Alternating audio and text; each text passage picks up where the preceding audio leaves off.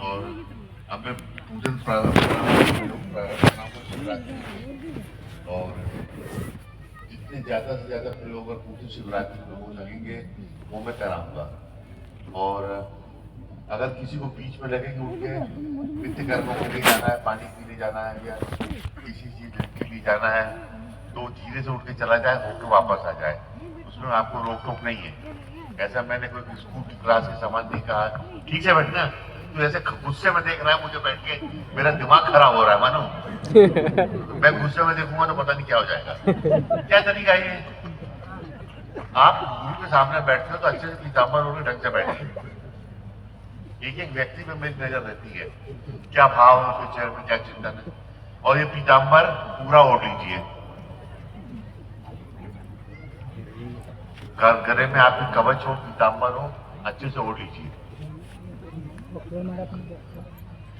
कितनी मुसीबतों के बाद, साल के संकट के बाद, कितने ओ के बाद ये शरीर हो पाया है। Presence is everything. मैं आपके सामने बैठा हूं और आपकी प्रेजेंस मेरे सामने है, इससे बढ़ के कुछ नहीं। बाकी सब कहने सुनने की बात है। और आप मेरे सामने बैठा हूं, मैं आपके सामने बैठा। और मेरा तो बहुत क्लियर कह दिया है मैंने, तो एक शब्दों में आप लोगों को परिभाषित कर दिया था सुबह, जो भी मैंने बोला, आप ही दिव्य आत्मा है। आप शर्मा रहे होंगे कि गुरुजी हमको चढ़ान नहीं। आप कभी इसका आत्मावलोकन करके देखिए, आप ही पुण्य आत्मा है, आप ही सिद्ध आत्मा है, आप ही पर आत्मा है, शुद्ध से शुद्ध तत्व की आत्मा है, आप ही शिव आत्मा है। कोई और किसी चीज से ये उपलब्धियां नहीं मिलती हैं, बिल्कुल नहीं मिलती ये उपलब्धियां। जब मैं भी ऐसे पंडाल में गुरु के सामने बैठा हूं, शांत भाव से, एकांत से, और मैंने किया है। इसलिए मेरे हृदय में आप सब लोगों के लिए बहुत उच्च कोटि का आध्यात्मिक मान है, सम्मान है। क्योंकि अपना अपना देखने का नजरिया है, अपना अपना सोचने का नजरिया है, अपना अपना चिंतन है।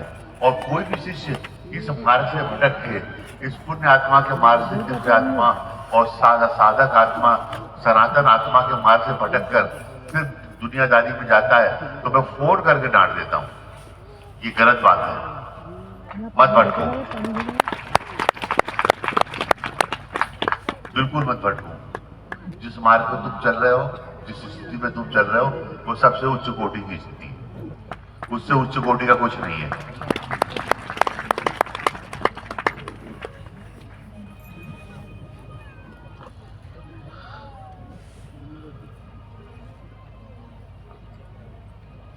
मैं पीछे लेटा हुआ था, माता जी बहुत अच्छी बात कह रही थी कि मरने की कला भी सनातन धर्म में बताई जाती है, हिंदुस्तान में बताई जाती है। आपने कभी ये पढ़ा है कि अकबर की मौत कैसे हुई, बाबर की मौत कैसे हुई, तैमूर लंग की मौत कैसे हुई? आप पढ़िएगा। हुमायूं की मृत्यु कैसे हुई, शाहजहां की मृत्यु कैसे हुई, आप पढ़िएगा। बहुत सारे, और वही क्या, हमारे बहुत सारे प्रधानमंत्रियों की, नेताओं की मृत्यु कैसे हुई, बहुत सारे डिक्टेटर्स की मृत्यु कैसे हुई, कोई सोच ही नहीं सकता इतनी बुरी तरह से हुई।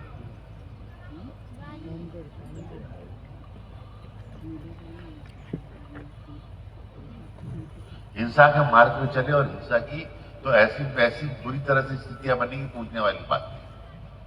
आपस में वंश लड़के खत्म हो गए।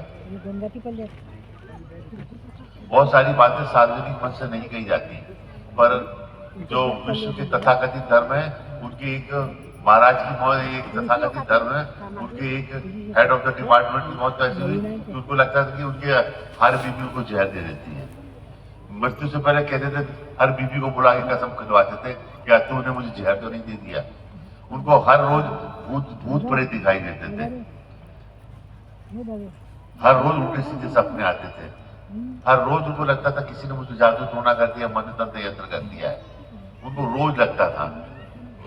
और इतने बड़े धर्म के प्रवर्तक,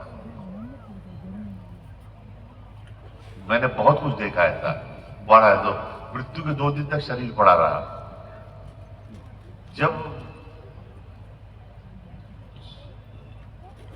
धर्म प्रवर्तक को भूत दिखाई दे रहे, मरने से पहले वहम हो रहे, विक्षिप्त हो गया है, उल्टी सीधी बातें कर रहा है, लड़ाई झगड़ा कर रहा है, आपा खो बैठता है, मानसिक संतुलन खो बैठा है, तो उसका पालन करने वाले, उसका अनुपालन करने वाले और उसकी मार्ग पर चलने वालों की क्या हाल होती है, ये आज संपूर्ण विश्व देख रहा है।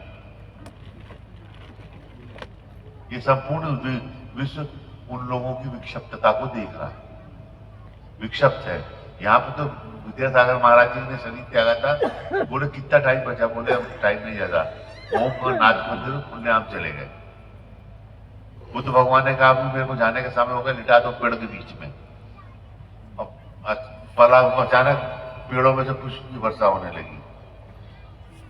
तो यहाँ पे तो ओपन चीजें रही है, भव्य चीजें रही है कि बहुत प्यार से हाथ जोड़ के, क्षमा मांग के, सबको नमस्कार करके, सबका कर्जा चुका के, सबसे मिल के आदमी अपना शरीर त्यागता है। पागलों की तरफ वैसी हो गए नहीं।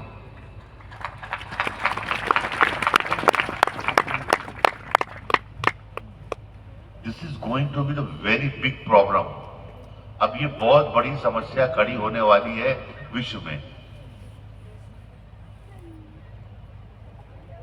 और उन सबसे अगर आप कोई बचा रहेगा इस भीड़ से तो आप बचे रहोगे, बाकी प्रलय क्या होगा, यही तो प्रलय होगा। मैं किसी भी फोबिया में आपको पढ़ने नहीं दूंगा कि एक आदमी चाकू लेके जा रहा तो पीछे 100 चाकू लेके चल दिए। हम भी जा रहे हैं, वो चाकू लेके जा रहा है तो हम भी चाकू लेके रहे। किसको चाकू से मारोगे? जो मिल जाएगा उसको चाकू से मार देंगे, जो मिल जाएगा वहां आग लगा देंगे। अपनी बुद्धि दिमाग, स्पिरिचुअलिटी का मतलब है किसी चीज का फॉलो का मतलब, फॉलोअप का मतलब ये नहीं है कि अपनी बुद्धि दिमाग ज्ञान सोच चिंतन पारिवारिक पृष्ठभूमि अपना भविष्य भूत भविष्य वर्तमान सब एक पोटली में बांध के पीछे डाली में फेंक दिया और चल पड़े बेवकूफों के समान, कुछ भी उठपटांग हरकत करने लगे। जो लोग सड़क में देखता है बच्चे स्कूटर गाड़ी दौड़ाते हैं, एक्सीडेंट हो जाता है, खत्म हो जाते हैं। कुछ लोग लड़ाई झगड़े में चले जाते हैं, दंगा फसाद करने लगते हैं, किसी काम में आ जाते हैं। तो ऐसा कोई विचार और ऐसी कोई बात नहीं है जिसके पालन के लिए आपको अपने परिवार को, अपने सारी चीजों को एक दांव पे लगा के जाना पड़े। बिल्कुल इसकी जरूरत नहीं है। यही सबसे बड़ी प्रज्ञा है। और प्रज्ञा जो जब आ जाती है, जो मेरे गुरु ने दी है, वो ये दी है कि कितने लोग आप देखते हो नए आते हैं मुझसे मिलने, कितने नई बातें होती, कितने नए विचार, नई चीजें, नई स्कीम, पर एकदम से सामने आते हैं वो सब मर जाते हैं। नहीं, ये मुझे ये नहीं करना। मैं बिल्कुल कहता हूं मुझे ये नहीं करना, हो ही नहीं सकता। ये मेरी मर्जी के खिलाफ तो मेरे को कोई टच भी नहीं कर सकता। तो ये सबसे बड़ी बात है, मेरी मर्जी के अलावा मेरे गुरु की मर्जी के बिना कोई मुझे स्पर्श भी नहीं कर सकता। मेरे गुरु की मर्जी के बिना कोई मुझे देख भी नहीं सकता। मेरे गुरु की मर्जी के बिना कोई कुछ मेरे बारे में बोल भी नहीं सकता। ना ही मेरी गुरु के मर्जी के बिना किसी को मेरे बारे में कोई रुचि होगी। इसीलिए 30-35 साल से हंसता खिलखिलाता दौड़ा चला जा रहा हूं, घूम रहा हूं अध्यात्म जैसे जगत में। रोज हो रहा है, क्यों? क्योंकि मेरे गुरु की मर्जी के खिलाफ मुझसे कोई झगड़ा भी नहीं कर सकता। नहीं तो अभी तक तो लोग खा जाते हैं मुझे, अभी तक तो लोग चीर के 4 टुकड़े कर देते हैं, अभी तक तो खून पी जाते हैं, हड्डी निचोड़ के खा जाए। इस पृथ्वी में तो यही होता है, एक एक जानवर की एक एक हड्डी निचोड़ लेते हैं, उसको बिल्कुल कुकर में पका के खा जाते हैं। 15 मिनट पहले चलता बकरा चलता रहता, टिंग टिंग टिंग टिंग टिंग टिंग, 15 मिनट बाद वो पक के तैयार हो जाता है, खा पी के उसको बिल्कुल बना के उसको खा जाते हैं लोग। 15 मिनट के अंदर उसका बिल्कुल काम तमाम कर देते हैं। आप क्या समझते हो? तो जब गुरु होता है, गुरु मार्ग होता है, तो मैं कहता हूँ गुरु क्यों? गुरु इसलिए कि भैया मेरे गुरु की मर्जी के खिलाफ कोई मेरा कुछ भी नहीं कर सकता, ना अच्छा ना बुरा, ना मेरे को 5 रुपए भी दे सकता। मैं उससे कह दूं मुझे 5 रुपए दे दे, और मेरे गुरु की मर्जी नहीं है, वो नहीं दे पाएगा। मैं तो कहूंगा उसे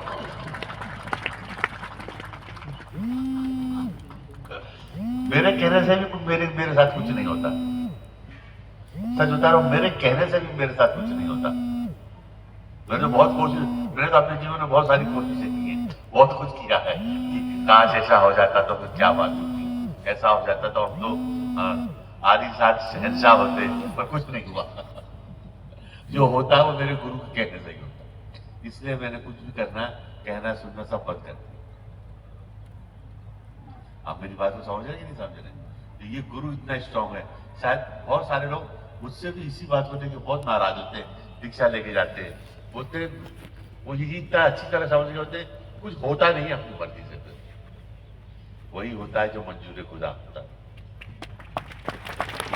हमारा गायक बैठा हुआ है वो भी जानता, मैं भी 25-30 साल से गा रहा हूँ गाना, गुरु जी की मर्जी के खिलाफ कुछ नहीं होता। गुरु जी कहते गाते रहे मेरे हैं, मैं गाता रहता हूँ।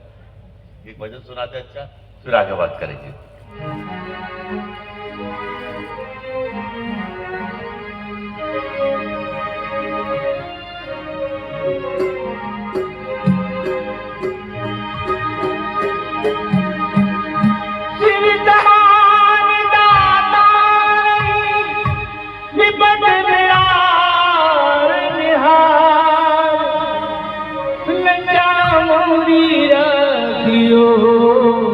नंदी पे असला